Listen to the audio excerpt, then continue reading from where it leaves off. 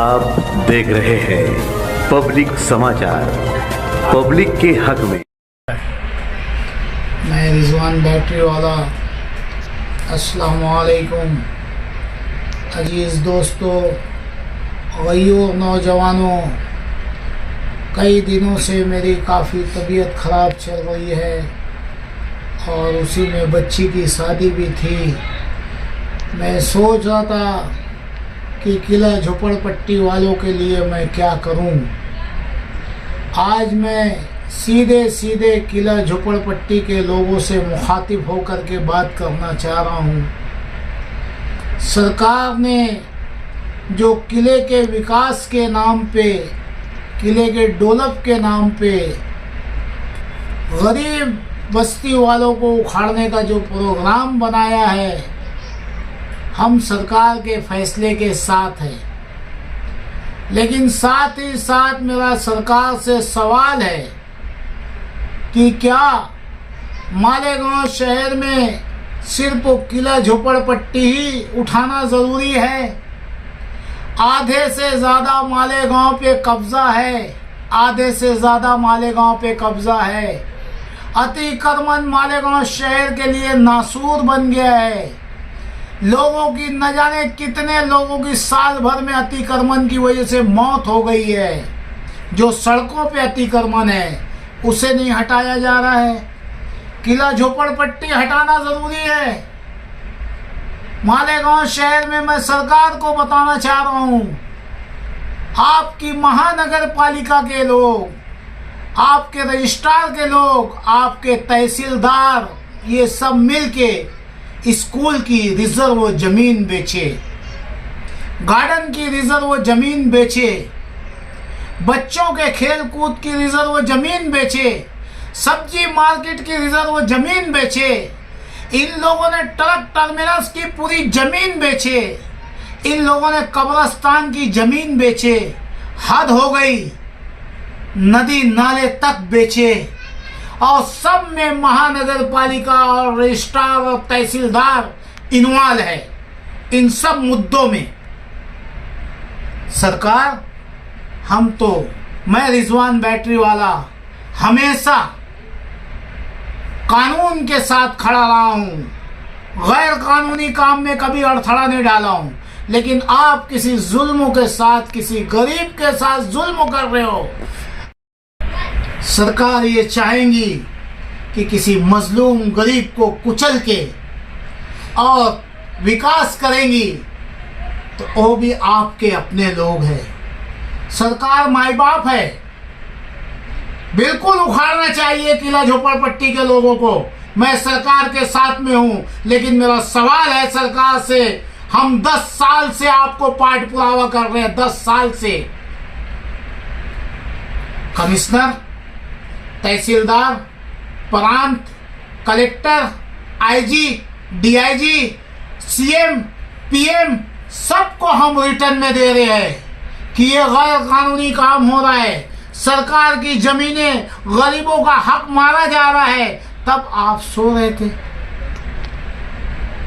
Sir, Hindustan का एक ऐसा किला बताना, एक ऐसा किला जिसको सरकार ने बेच दी हो। मालेगांव शहर का अनोखा किला है क्या, जो किले की खंदक के बाहर है? 70 साल, 40 साल, 45 साल से रह रहे हैं, 50 साल से आगे से रह रहे हैं, किले से काफी दूर। और किले के अंदर काकानी स्कूल वाले अतिक्रमण करके बैठे। किले के अंदर एक खिल्ला नहीं ठोक सकते, आसार कदीमा की जगह एक खील नहीं ठोक सकते। हमारी किले की दीवार तोड़ दी गई, हमारे किले का गेट तोड़ दिया गया, हमारे राजा की तोप गायब कर दी गई, हमारे राजा की खंडक खोद करके वहां पे स्कूल खड़ी कर दी गई, जबकि इनकी स्कूल की जमीन उधर पड़ी है और ये किले में पड़े हैं। यह अतिक्रमण नहीं है। आप उस बस्ती को तोड़ने से पहले इस अतिक्रमण को तोड़िए, जिससे किला खूबसूरत दिखेगा। हम सरकार के फैसले के साथ हैं, लेकिन आप गरीबों को कचलोगे और कुछ आरएसएस के पिट्टुओं को पनाह दोगे तो ये तो खुला तासुब है, ये तासुब है। मैं किला झोपड़पट्टी के लोगों को मुबारकबाद देना चाहता हूँ और आज आपको एक पैगाम देना चाहता हूँ। आपको याद होगा कि राहुल नगर नागछाप 2015-16 में जब महानगर पालिका इन्हें उखाड़ने आई तो जो सरकार 2008 में मालेगांव घर कुल योजना के लिए 4 करोड़ 48 लाख रुपया 58 लाख रुपया मालेगांव शहर को भेजी थी 21,600 कॉलोनियां बनाने के लिए, हम उस एग्रीमेंट को लेकर के कोर्ट में चैलेंज किए थे। हमने हमेशा कहा है मैं लड़ा हूं अतिक्रमण के लिए, मैं अपनी दुकान खुद तोड़ा हूं अतिक्रमण के लिए कि अतिक्रमण हटाओ। मैं कभी अतिक्रमण के हक में नहीं रहा हूं, लेकिन जो घर कुल बनी उसमें 200 करोड़ का करप्शन है, 200 करोड़ का। और खाने वाले माननीय कमिश्नर नीचे से ऊपर तक ये सारे अधिकारी भ्रष्ट लीडवान इसमें सब मुलविस है। उसकी क्यों नहीं चौकसी होती? हमने भारत सरकार श्री नरेंद्र मोदी जी को लेटर दिया, अमित शाह को लेटर दिया, ईडी को लेटर दिया, हमारे सीएम साहब को लेटर दिया, ऊपर से लेटर आया इसकी इंक्वायरी की जाए। तो घरकुल की इंक्वायरी क्यों नहीं हुई? वहां पे जहन्नम है, वो जहन्नम। मैं किला झोपड़पट्टी वालों से कहना चाह रहा हूं कि 2015-16 में जब हम ये केस लड़ रहे थे तो महानगर पालिका ने माफीनामा मालेगांव कोर्ट में लिख के दिया और ठेकेदार ने लिख के दिया कि 6 महीने के अंदर हम तमाम बुनियादी सहूलियात वहां देंगे जो एग्रीमेंट में लिखा हुआ है। कोई काम पे अमल बजौनी नहीं हुई, ये कोड ऑफ कंडम हुआ है।